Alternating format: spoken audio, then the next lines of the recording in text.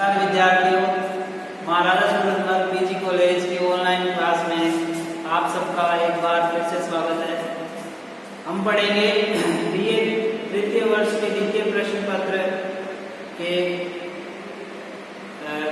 Syllabus में खंड the में निबंध का एक टॉपिक है और निबंध का हमारे सिलेबस में एक और निबंध है और उसके रचनाकार आचार्य शुक्ल है।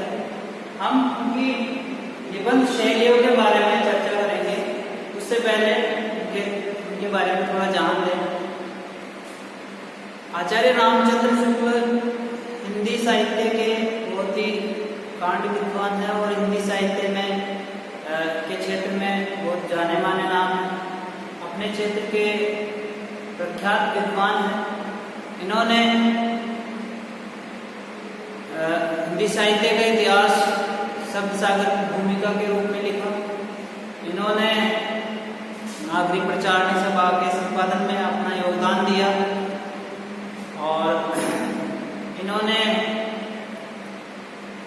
कई प्रकार के निबंध भी लिखे और इनके जो निबंध हैं वो निबंध संग्रह विचार विधि और चिंतामणि के 4 भाग प्रकाशित हुए हैं। प्रथम भाग इन्होंने प्रकाशित करवाया था और चिंतामणि के 4 भाग है। चिंतामणि का जो प्रथम भाग है उसमें इनके जो मनोवैज्ञानिक निबंध है उनकी चर्चा की गई है, उनके निबंध संग्रहित है। इसके अलावा इन्होंने आलोचनात्मक निबंध भी लिखे हैं जिनमें कविता क्या है, साधना, काव्य में लोक मंगल की साधनावस्था, साधारणीकरण और व्यक्ति वैचित्र्यवाद आदि इनके आलोचनात्मक निबंध हैं। इसके अलावा इन्होंने भारतेंदु हरिश्चंद्र, तुलसी का भक्ति मार्ग, मानस की धर्मभूमि आदि ये निबंध लिखे हैं। इनके निबंधों के विशेष रूप से प्रस्तुत करने की जो कला है वो अन्य निबंधकारों में नहीं मानी जाती और उनके व्यक्तित्व को देखते हुए ही निबंध के विकास क्रम को 4 भागों में बांटा गया है, जिसमें शुक्ल युग है, शुक्लोत्तर युग है और इनके जो निबंध है परवर्ती लेखकों के लिए एक मार्गदर्शक सिद्ध हुए हैं। इन्होंने विशेषतः 3 प्रकार के निबंध लिखे हैं जिनमें साहित्यिक निबंध, मनोवैज्ञानिक निबंध व व्यवहारिक आलोचनात्मक निबंध आते हैं। इनके जो निबंध हैं वो 3 प्रकार के निबंध माने गए हैं। एक तो सैद्धांतिक निबंध जो साहित्यिक निबंधों के अंतर्गत आते हैं। दूसरा है व्यवहारिक आलोचनात्मक निबंध और तीसरा है मनोवैज्ञानिक निबंध। जो हमारे सिलेबस में है वो मनोवैज्ञानिक निबंध है और इन्होंने मनोविकारों पर निबंध लिखे जो अन्य किसी कवि ने पहले कम ही इनकी ओर दृष्टि डाली। अब हम चर्चा करते हैं कि जो इन्होंने जो साहित्यिक निबंध लिखे हैं इनके 3 भाग हैं। सबसे पहले बात करेंगे सैद्धांतिक आलोचनात्मक निबंध। सैद्धांतिक आलोचनात्मक निबंध इन्होंने अपने निबंधों में जैसे कविता क्या है, कविता की सैद्धांतिक आलोचना और उसके कविता क्या है इसको प्रस्तुत किया, अपने विचार प्रस्तुत करें। काव्य में लोक मंगल की साधनावस्था, काव्य में लोक मंगल की भावना होनी चाहिए नहीं होनी चाहिए इसको प्रस्तुत किया उन्होंने। साधारणीकरण और व्यक्ति वैचित्र्यवाद, साधारणीकरण जो भट्टनायक ने प्रस्तुत किया काव्य शास्त्र में, लेकिन इन्होंने उसकी अपने मतानुसार विचार प्रस्तुत किए हैं। दूसरा भाग है इनका साहित्यिक निबंधों का दूसरा भाग है व्यवहारिक आलोचनात्मक निबंध। इन्होंने व्यवहारिक निबंधों में कुछ हिंदी साहित्य के महान विद्वान हैं, भारतेंदु हरिश्चंद्र, भक्ति काल के प्रमुख कवियों में से एक, तुलसी का भक्ति मार्ग, मानस की धर्मभूमि, ये व्यवहारिक निबंध नहीं, व्यवहारिक आलोचनात्मक निबंध है। और इन्होंने इनके प्रिय कवि तुलसीदास हैं और इन्होंने तुलसी का भक्ति मार्ग नामक एक निबंध लिखा है, आलोचनात्मक निबंध है। और तीसरा है मनोवैज्ञानिक निबंध। साहित्यिक निबंधों में तीसरे प्रकार के इनके हैं मनोवैज्ञानिक निबंध, जो चिंतामणि के भाग फर्स्ट में संग्रहित हैं। इनके मनोवैज्ञानिक निबंधों में हम नाम ले सकते हैं क्रोध, जो हमारे सिलेबस में भी है, लोभ, करुणा, लज्जा, श्रद्धा, भक्ति, लोभ, प्रीति आदि निबंध इन्होंने मनोविकार पर लिखे। और इनकी सूक्ष्म दृष्टि मनुष्य के मनोविकारों पर पड़ी और उन्होंने मनोविकार को समझाने की दृष्टि से अपने काव्य में उनको स्थान दिया और अपने विचार प्रस्तुत किए। अब बात करेंगे हम जो आचार्य शुक्ल हैं उनकी निबंध शैलियों के बारे में। सबसे पहले बात करेंगे इन्होंने अलग अलग शैलियों का प्रयोग किया अपने निबंधों में, और इनकी निबंध लिखने की जो कला है, अन्य कवि भी इनका अनुसरण करते हैं। ये चर्चा करते हैं इनकी निम्न प्रकार की निबंध शैली है। सबसे पहले बात करते हैं समीक्षात्मक शैली।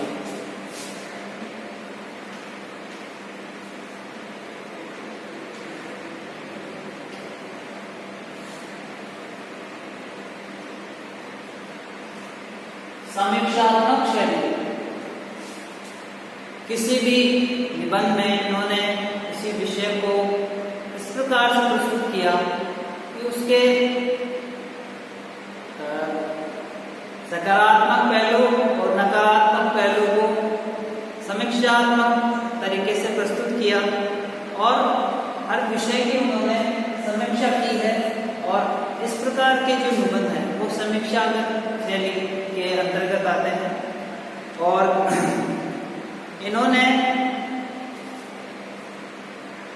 समालोचनात्मक निबंध तथा ग्रंथों में प्रयोग हुआ इनकी जो शैली है, समीक्षात्मक शैली का प्रयोग इन्होंने अपने ग्रंथों जैसे हिंदी साहित्य का इतिहास है और तुलसी का भक्ति मार्ग, कविता क्या है, इन्होंने समीक्षा की। अगली जो इनकी शैली है निबंध शैली वो है गवेषणात्मक।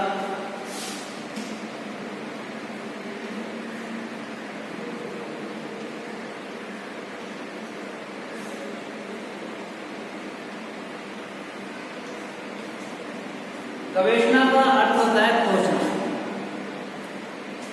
ये किसी भी विषय को अपने साहित्य में स्थान देने से पहले उसका गहन अध्ययन करते हैं। उनकी जो खोजी दृष्टि थी वो हमेशा कहीं ना कहीं विषय खोजती रहती है और शोध प्रधान जो विषय हैं उन पर लिखते समय इस शैली का प्रयोग किया इन्होंने। और अपने निबंधों में इन्होंने गवेषणात्मक शैली का प्रयोग किया। किसी भी विषय को समझने से पहले उसके बारे में अच्छी तरह से रिसर्च करने के बाद ही इन्होंने लिखा है।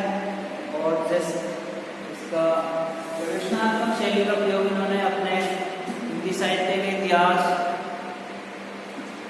उसमें इन्होंने प्रयोग किया है। अगली जो शैली है वो है विचारात्मक शैली।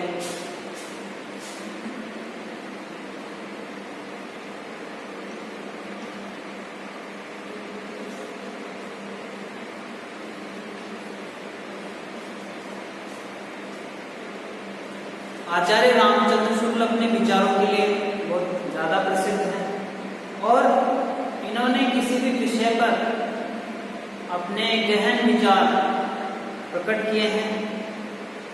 साहित्यिक विषयों पर लिखते समय इस शैली का प्रयोग इन्होंने अपने निबंधों में किया है और किसी भी वर्ण्य विषय को इन्होंने चयन कर उस पर अपने विचार, गहन विचार प्रस्तुत किए हैं और उस विषय को प्रस्तुत करने में इन्होंने विचारों का विवरण बहुत ही आकर्षक ढंग से किया है। जैसे कि इन्होंने मनोवैज्ञानिक जो निबंध है उसमें उनके विचार बहुत ही उभर कर सामने आते हैं और उस विषय को, उस टॉपिक को, उस मनोविचार को पाठकों को समझाने में सक्षम, उनके विचार सक्षम दिखाई पड़ते हैं। अगले इनकी निबंध शैली में अगला विषय है वर्णनात्मक शैली।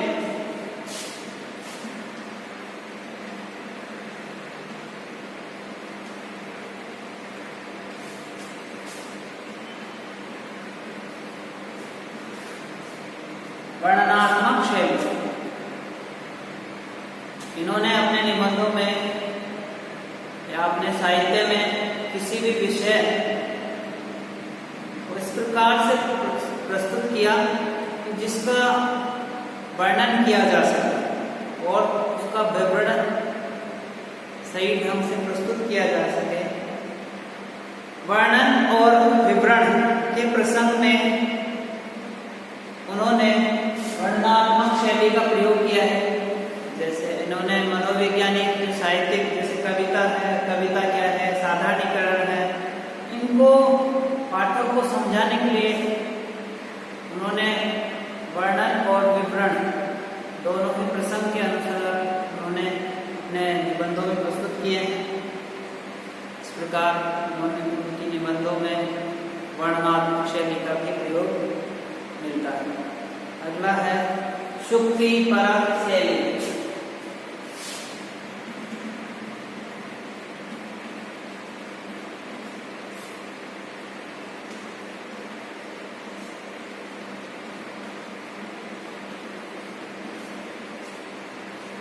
शुक्तिपरक शैली,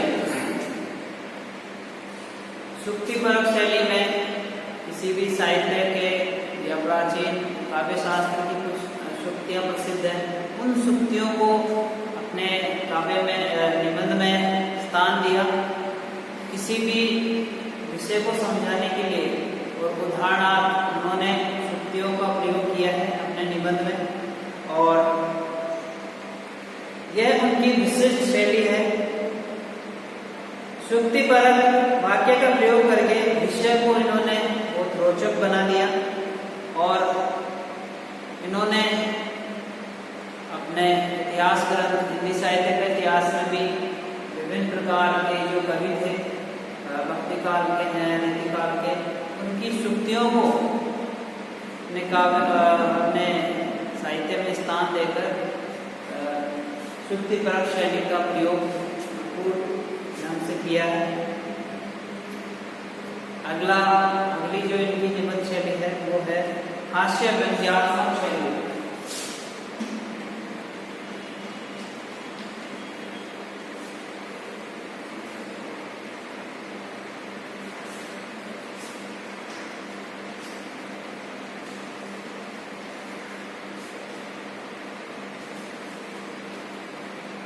हास्य व्यंग्यात्मक शैली, किसी भी साहित्य का उद्देश्य मनोरंजन ही नहीं होता बल्कि उसमें व्यंग भी छुपा होना चाहिए जो पाठकों को समझ में आए।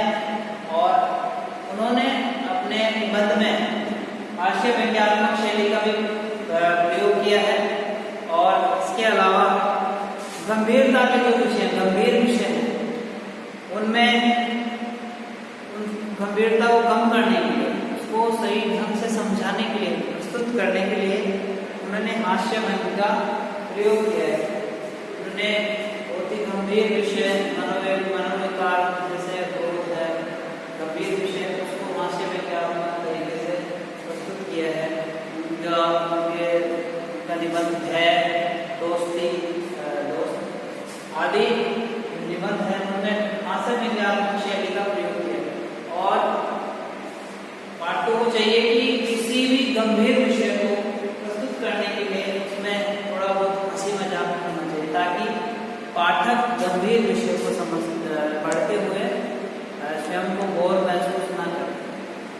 प्रकार ये आचार्य रामचंद्र शुक्ल जी की निबंध शैलियाँ के प्रकार हैं और उम्मीद है कि आपको एग्जाम में काम आएगी। आज के लिए इतना ही, धन्यवाद।